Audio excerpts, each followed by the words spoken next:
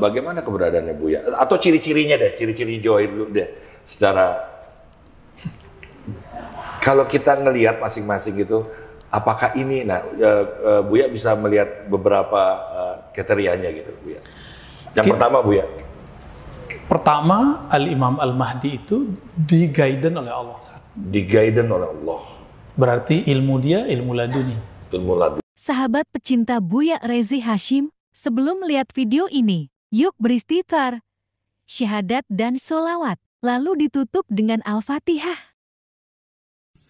Assalamualaikum ya Sayyidi, ya Rasulullah. Di mana-mana, maka perlu ada sosok yang kemudian mengembalikan keadilan itu kepada masyarakat, kepada rakyat. Maka semua teks keagamaan isinya sama.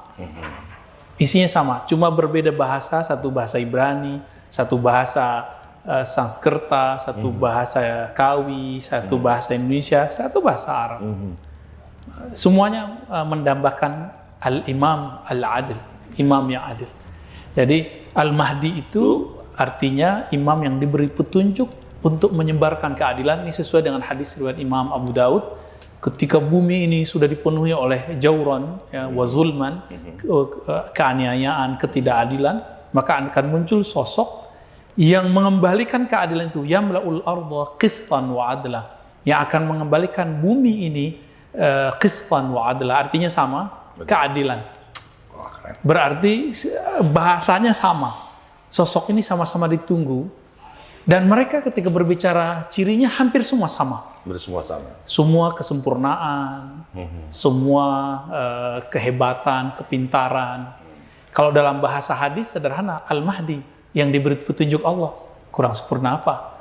Atau dalam hadis Nabi, summa yakunu khilafatan ala minhajin nubuwah, hadis Imam Ahmad. Dan setelah itu di akhir zaman akan ada muncul kekhalifahan yang berdasarkan nubuwah. Nubuwah itu pergerakannya langsung dibimbing oleh Allah. Adakah yang lebih sempurna? Tidak. Namun sekarang Allah sembunyikan, maka disebut satir opini, kira-kira begitu juga Allah sembunyikan. Kalau dalam bahasa kita ya mastur, Allah sembunyikan. Iya. Masya Allah, ini baru opening ya. Saya belum menjelaskan kalian ada di mana. Kalian ada di podcastnya Cafe Rumi Jakarta. Ya, jangan lupa ya untuk menyimak ini, subscribe, di share, terus di lonceng digetarkan terus, sama diberikan saran lah ya, biar kita lebih banyak penontonnya, lebih banyak pemirsanya, dan lebih luas lagi amalannya. Buya, ini sebenarnya secara johir ini dikuatkan oleh Al-Quran. Al-Quran menjelaskan ini. Apa hanya hadis yang seperti Buya katakan? Di Quran terlalu umum ya, bahwa ada perintah berbuat adil. Ya, ya'dilu wa aqrabu littaqwa. Berbuat adillah itu dekat kepada ketakwaan. Lalu siapa yang akan menerjemahkan dan yang akan menerapkan ini seadil-adilnya, sesempurna mungkin? Itu hanya baginda Nabi dan pewarisnya yang sempurna, yaitu Al-Imam Al-Mahdi. Imam Mahdi. Ya, jadi ini adanya di hadis, dan hadisnya berkualitas sahih, bahkan menurut penelitian kita itu sampai derajatnya jumlahnya mutawatir. Mutawatir ini jumlahnya sudah nggak bisa diingkari. Ya, artinya memang benar adanya. Baik, Buya, beliau ini kan disembunyikan ya. Disembunyikan ini sebenarnya disembunyikan tuh dia sudah ada tapi disembunyikan, atau bagaimana keberadaannya Buya? Atau ciri-cirinya deh, ciri-ciri Johir dulu deh. Secara kalau kita ngelihat masing-masing gitu, apakah ini, Buya bisa melihat beberapa kriterianya gitu, Buya. Yang pertama, Buya. Pertama, Al-Imam Al-Mahdi itu di-guiden oleh Allah. Di-guiden oleh Allah. Berarti ilmu dia ilmu laduni. Ilmu laduni. Dia nggak sekolah seperti kita, tapi keilmuannya jauh di atas kita. Terutama tentang ilmu mengenal Allah Subhanahu wa Ta'ala. Saya potong Buya, ini dia terlahir atau turun dari langit? Lahir. Dia kan manusia. Manusia biasa. Nah, maka ciri kedua, Nabi mengatakan Al-Mahdi minni min waladi Fatimah. Hadis Abu Daud juga, hadis sahih. Al-Mahdi itu dari keturunanku, keturunan Fatimah. Oh, turunan manusia. Berarti bukan dari langit, Bang Dik. Kalau dari langit nanti kakinya patah, Bang Dik. Jadi teman-teman nih, nggak turun dari langit ya. Dia seperti manusia seperti kita, tapi ilmunya laduni. Langsung dari Allah. Gitu. Langsung dari Allah. Oke, lanjut. Yang ketiga, beliau tentu seseorang yang mempunyai ciri-ciri yang dulu ada pada Nabi sebelum beliau dimasyhurkan, diperintahkan berdakwah secara terbuka. Jadi ini kesimpulan pencirian. Apapun yang terjadi pada Nabi SAW sebelum beliau diperintahkan untuk berdakwah secara terbuka, maka event-eventnya akan terjadi pada beliau, namun dalam formulasi yang berbeda. Contohnya, waktu Nabi SAW kecil, beliau dibedah dadanya dalam keadaan jaga. Maka itu pasti terjadi pada Al-Mahdi, dibersihkan. Dan berapa kali terjadi hal itu kan bagian dari Mi'raj sebenarnya, Mi'raj rohani, dan itu terjadi 5 kali. Maka pasti Al-Mahdi mengalami kenaikan rohani itu sebanyak 5 kali juga ya. Tapi kenaikan ini bisa dilihat dari standar-standar keilmuan yang sudah dirumuskan oleh para ulama, karena kita nggak sendirian. Dulu Imam Ibn Arabi sudah nulis tentang hal ini juga. Imam Ibn Hajar sudah menegaskan bahwa ada 5 kali Mi'raj ya. 5 kali Mi'raj ya.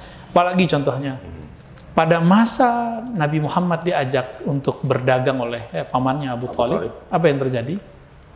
Beliau diajak oleh Bukhairah, seorang rahib, seorang pendeta yang sedang menunggu kehadiran, kelahiran, kemunculan An-Nabi akhir zaman, Nabi di akhir zaman. Ini penting ya Bu ya, yang melihat justru seorang pendeta. Pendeta. Kenapa? Karena mereka simbol dari ahlul kitab, simbol dari keilmuan. Maka yang mengerti pencirian mereka hanya orang ilmuwan. Ilmuwan apa? Tentu keilmuan kerohanian yang sama. Tidak mungkin Bang Dik misalnya jurusannya politik, terus bisa mengerti bab ini, enggak. Dia juga mempunyai keilmuan yang mirip dengan keilmuannya Al-Mahdi. Dia punya akses ke dalam ilmu rohani, dia juga bisa membaca teks yang tertulis. Atau gini Bu ya, karena Buya ingin jadi kekasih Allah, Allah itu ya basir yang maha melihat, dan Allah tidak pelit atas ilmunya, maka kekasihnya itu diberikan percikan dari tetesan samudera penglihatannya, sehingga mampu melihat itu Bu ya. Itu udah pasti. Karena percikan ilmu itu sampai kepada Bukhairah, yang dia menyembah Allah dan tidak menyekutukan Allah. Dia mengikuti Sayyidina Isa alaihissalam, dan dia sudah mengumpulkan tanda-tanda, ciri-ciri zahir ataupun batin daripada Al-Imam Al-Mahdi. Jadi beliau tidak terjebak pada pencirian zahir. Hidungnya mancung, jidatnya lebar. Ya. Kalau seperti itu Bang Dik jidatnya lebar bukan? Lebar Bu ya. Hidungnya mancung. Al-Mahdi dong. Bukan. Muhammad dong, kan enggak? Bukan. Maka Bukhairah Ar-Rahib yang seorang pendeta, dia kemudian melihat di setiap kali ada kafilah yang datang, kafilah yang berasal dari negeri yang banyak kurmanya, orang-orang Yathrib, dan juga kampung yang ada di situ air, itu Zam-Zam. Maka dia lihat, tapi ada yang unik. Maka dia berhentikan satu, ternyata itu rombongan Abu Thalib. Tapi dia lihat ke atas, yang dia pegang itu adalah pencirian awan. Nabi itu tidak ada bayang-bayangnya di bawah matahari. Kenapa? Kemanapun beliau pergi, di saat itu ada awan di atasnya, maka beliau tidak pernah ada bayang-bayang. Ini pencirian zahir yang dipegang oleh Bukhairah. Maka dia lihat di atas, loh kenapa tidak ada awan di atas kanisahnya, sinagognya atau gerejanya, ma'badnya. Maka bertanyalah dia kepada Abu Thalib, sepertinya engkau meninggalkan, menyisakan satu orang. Kata Abu Thalib, kalau yang dewasa tidak ada, kalau anak-anak ada, remaja ada. Saya mau yang remaja itu. Maka dipertemukanlah dalam satu tempat, terjadi dialog panjang, tapi itu dirahasiakan oleh sebagian ulama. Ada yang meriwayatkannya, saya belum membaca semua. Intinya adalah Bukhairah mengatakan ke Abu Thalib, jika engkau membawa dia seperti biasa, saya khawatir yaqtuluhul Yahud, Yahudi akan membunuhnya. Maka hal yang sama yang akan terjadi. Oh, itu makanya kenapa Imam Mahdi ini disembunyikan dulu. Ya, sebagaimana Rasulullah disembunyikan Allah. Inilah yang dikatakan oleh Imam Athaillah Sekandari, Subhanalladzi, ya, maha suci Allah, maha hebat Allah yang satara, yang mengunci, yang menutup sirral khususiyah, rahasia keistimewaannya, ma'rifatnya dalam sisi kemanusiaan seseorang. Bahkan mungkin dia orang yang menurut kita orang paling bobrok, atau orang yang paling tamak, atau orang yang paling tidak masuk akal dalam pikiran kita. Ternyata dalam di balik si sosok seperti itu ada rahasia-rahasia seperti ini. Masya Allah, ini teman-teman makanya hati-hatilah kita ya, membenci orang aja kita tidak boleh. Apalagi kita tidak punya pengetahuan, ternyata orang itu adalah kekasih Allah ya.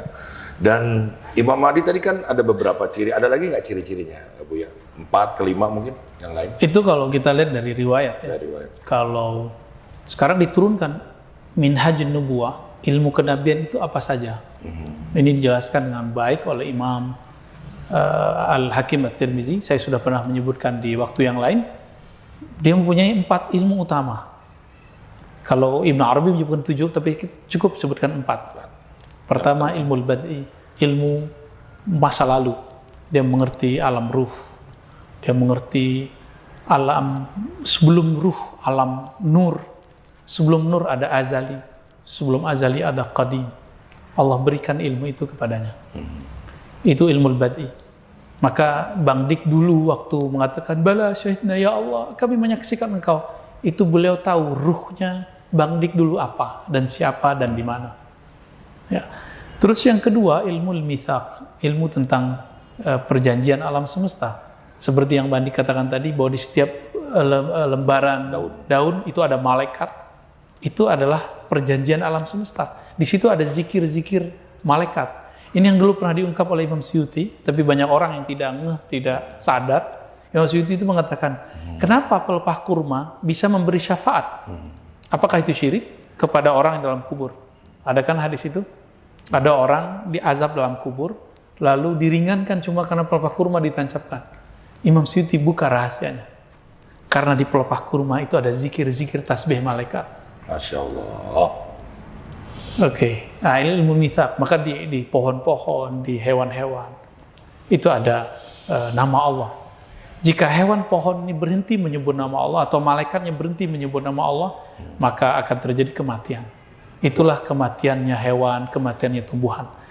Yang ketiga, ilmu al-maqadir. Kalau tadi masa lalu, sekarang masa depan. Maka Al-Mahdi itu, seperti Nabi Muhammad, baik dalam sadar, tidak sadar, alam bawah sadar, itu Allah perjalankan ke masa depan.